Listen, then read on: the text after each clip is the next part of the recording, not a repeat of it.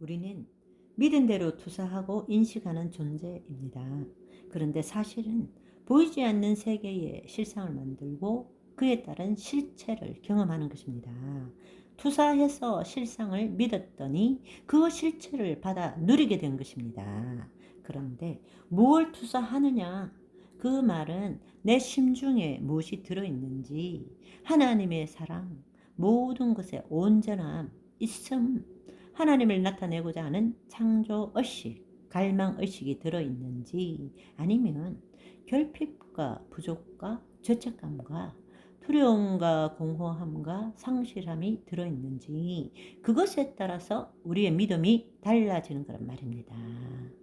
믿지 않는 자들은 1청천에서 2청천, 보이지 않는 세계의 믿음으로 그 실상을 붙드는 거고, 거짓자로 하나님의 자녀는 3층천으로 올라가서 아멘, 영이요 생명인 말씀을 2층천에 말씀대로 풀어놓고 생각하고 느낌으로 그 실상을 붙들게 되고, 아멘, 경험하는 건 다 똑같이 1층천에서 경험하는데 다른 것을 경험하는 것입니다. 또 한 가지, 실체에 힘이 있는 것이 아닙니다. 그건 내 생각에 힘을 준 것뿐입니다. 투사하면 인식한다. 내가 찔렸기 때문에 그걸 또 나를 찌르는 거예요. 주는 것이 받는 것이 되는 것입니다. 심은 대로 거두게 되는 거예요. 사랑하면 사랑받습니다. 투사하면 반사됩니다.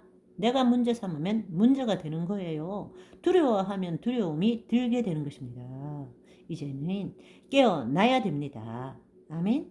이제 이 사실을 안다면 이걸 내 삶에 어떻게 적용할 것인가? 와우, 내가 이렇게 살 수 있나?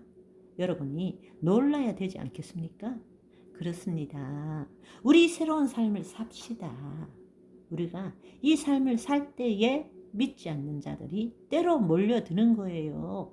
입으로 예수 그리스도에 대하여 백날 천날 이야기해도 그들은 우리의 입, 말을 보는 것이 아닙니다. 우리의 삶을 보는 거죠. 이제 여러분이 이 사실을 알고 여러분의 삶에 적용을 하면 무엇 때문에가 아니고 무엇 빼고는 다 좋은 삶을 살게 되는 것입니다. 아멘. 거짓자에 묶여 있어서, 다른 말로 그 사람이 후회하지 않고 펄펄 살아있는 사람들, 그런 사람들은 자신의 생각과 감정을 늘 자신과 동일시하기 때문에 지금 이 순간 여기가 늘 온전하지가 못한 겁니다. 그리고 지금은 아니지만 언젠가는 내가 좀 더 노력하고 좀 더 기도하고 거룩해지면 온전해지고 행복해질 거야. 이런 강박관념 속에서 살고 있습니다. 지금의 결핍과 부족을 채워야 미래에 언젠가 온전하게 된다라는 생각이 사로잡혀 있다라는 것입니다. 언젠가는 우리 이러면, 그렇기 때문에 지금의 결핍과 부족은 자신의 존재를 가치 없게 여기거나 부정하고 온전치 못하고 불안하다고 스스로 믿게 만드는 것입니다. 여러분, 머리로 이해하려고 생각할 필요도 없어요. 여러분을 바라보면 되잖아요. 늘 뭐가 부족해, 뭔가 결핍해, 이럴 때는 내가 예수님 안의 삶이 아니라 거짓자로 살아왔네, 깨달으시면 됩니다. 이것만 해결되면, 이 문제만 사라지면 살만할 텐데, 그런데 그런 문제는 해결해도 끝이 없습니다. 끝이 없어요. 그런데도 우리는 늘 속고 살아요. 무엇 때문에? 그러니까 거짓자로 살아간다라는 것은 늘 결핍과 부족을 채우는데 초점을 둔 삶을 살게 되는 것입니다. 그걸 안 하면 불행해지는 거죠. 그것 때문에, 뭐 때문에 불행해지는 거예요. 행복하지 못하고 이 문제가 해결되면 행복해질 거라고 믿고 있는 것입니다. 결과는 어떻습니까? 늘 뭐 때문에 어떻다라는 식의 존재로 살아가고 그에 따른 삶을 살아가게 되는 겁니다. 질병이나 물질이나 관계나 상황이나 처지 모든 면에서 다 그렇습니다. 무엇 때문에 힘들어? 죽을 것 같아. 참을 수가 없어. 어쩌면 좋지. 늘 그 생각이 내 존재가 되고 우리 마음을 사로잡고 있는 것입니다. 괴로운 존재, 죽을 것 같은 존재, 염려에 압도당하는 존재로 살아가는 것입니다. 그런데 우리는 하나님 자녀 아닙니까? 지금 하나님께서 나를 통해서 나타나고 계시지 않습니까? 그렇다면 우리가 하나님 안에서 그 말씀대로 생각하고 느끼고 말할 줄 알아야 되잖아요. 그런데 우리가 물과 성령으로 거듭난 새로운 피조물이 되었음에도 불구하고 우리는 여전히 옛날과 동일하게 거짓자로 자기의 생각과 감정에 묶여서 뭐 때문에 죽을 것 같아. 뭐 때문에 불안해. 뭐 때문에 어떻게 할 줄을 모르겠네. 발을 동동 구르며 그 삶을 계속 살아가고 있는 것입니다. 거짓자로 끊임없이 자신의 온전함을 추구하는 삶을 사는 것입니다.